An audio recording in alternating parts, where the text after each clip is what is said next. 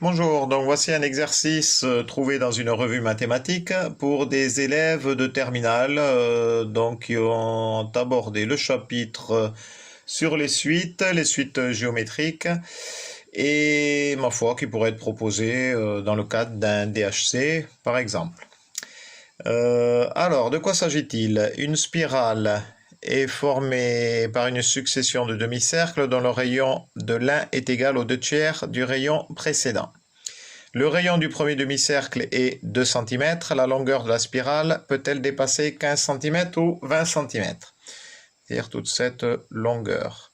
Alors, il faut bien comprendre que ça tourne jusqu'à l'infini ici, hein. Ça continue à tourner. Donc, est-ce qu'elle peut dépasser 15 cm ou 20 cm?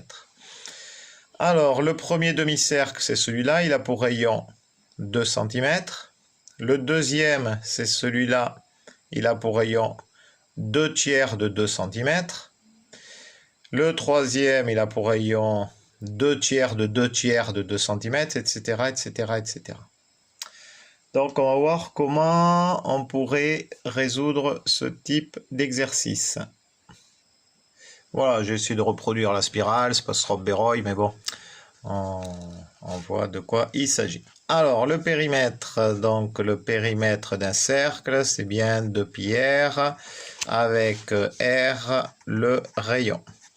Sauf que là, il ne s'agit pas d'un cercle, mais chaque fois d'une succession de demi-cercles.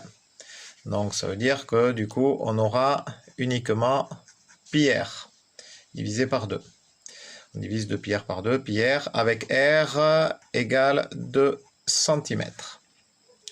Donc, premier demi-cercle. Je vais dire premier DC comme demi-cercle. Ouais, hop, demi-cercle. Donc, c'est bien 2π. Deuxième demi-cercle. Donc, c'est 2/3, donc c'est celui-là. C'est 2/3 de 2π. Puisque c'est π fois 2/3 du rayon. Troisième demi-cercle. Troisième demi-cercle, c'est donc 2/3 du rayon précédent. Le rayon précédent, c'était celui-là, donc c'est 2/3 de 2/3 fois 2 fois π. Donc on est le premier, le deuxième, le troisième, le quatrième, on va s'arrêter au quatrième, hein. Déjà on aura une petite idée de ce qui se passe. Donc c'est bien 2/3 du rayon précédent.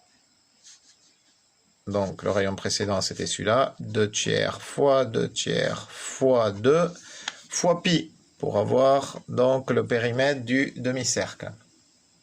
Donc là on voit ce qui se passe, c'est que ici on a 2/3 exposant 1 fois 2π.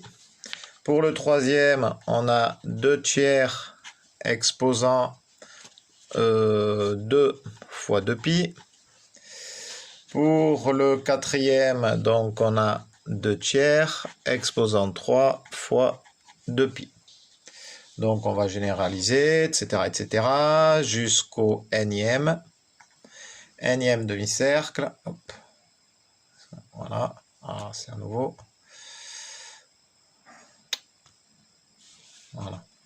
Donc nème demi-cercle, ben, ça donnera 2/3 de, donc chaque fois on voit, là j'ai 3 pour le quatrième demi-cercle, ici j'ai 2 pour le troisième demi-cercle, donc ça fera n-1 pour le nème demi-cercle fois 2π. Voilà, donc c'est la longueur du nème demi-cercle. Donc là j'ai... Est-ce que je peux pas réduire ici? Non.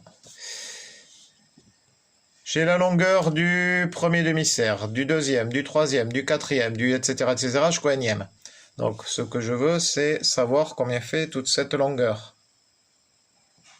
qui se poursuit à l'infini. En fait, je vais faire le premier demi-cercle, plus le deuxième, plus le troisième, plus le quatrième, plus etc., etc., plus le nème. On va voir ce que ça donne. Donc le premier demi-cercle, c'était bien, la longueur du premier demi-cercle, c'était bien 2π. Ah punaise, ça... Le deuxième, c'est bien plus 2 tiers de 2π. Le troisième, c'est bien 2 tiers exposant 2 fois 2π, etc., etc. Plus 2 tiers exposant 3 fois 2π, plus 2 tiers exposant n-1 fois 2π. Alors, on voit qu'on a chaque fois 2π. Chacun des termes, on a 2π. On va mettre 2π en facteur. Et on va voir ce que ça va donner. Donc, ça nous donne 2π facteur de 1 ici, plus 2 tiers, plus 2 tiers exposant 2, plus 2 tiers exposant 3, plus etc., plus 2 tiers exposant n-1.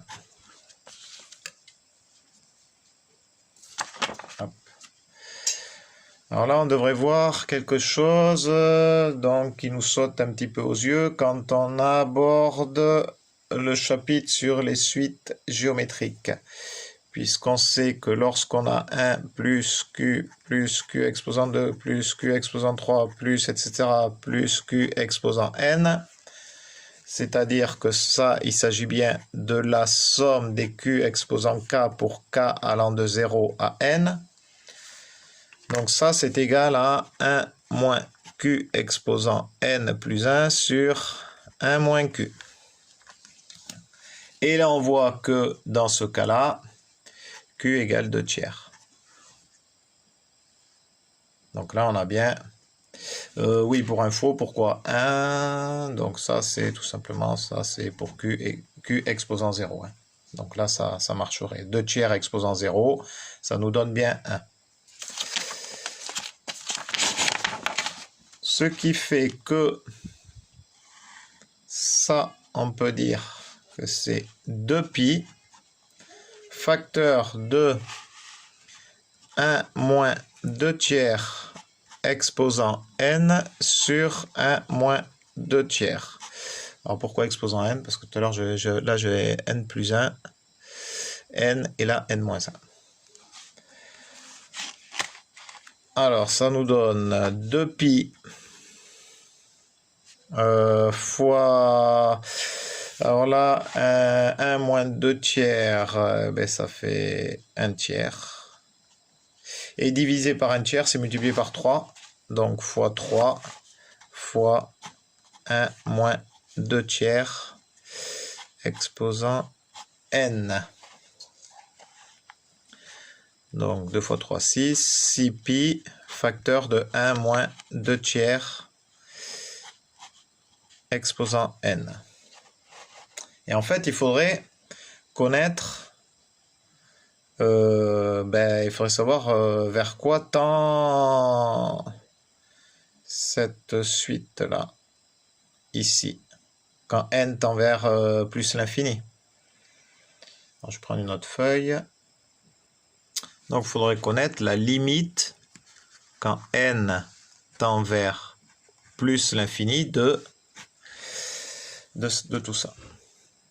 Donc 2 tiers, on sait que quand q est plus petit que 1, limite de q exposant n quand n tend vers plus l'infini, c'est égal à 0.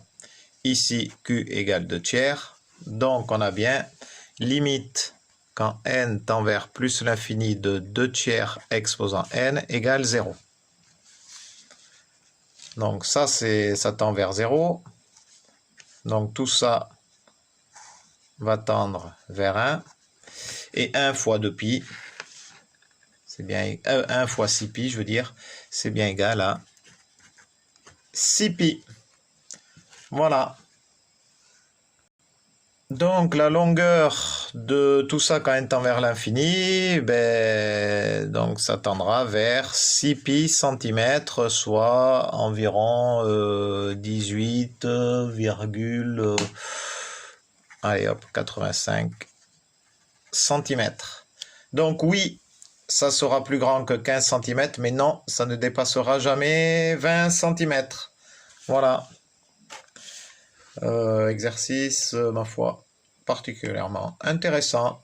Adi chat.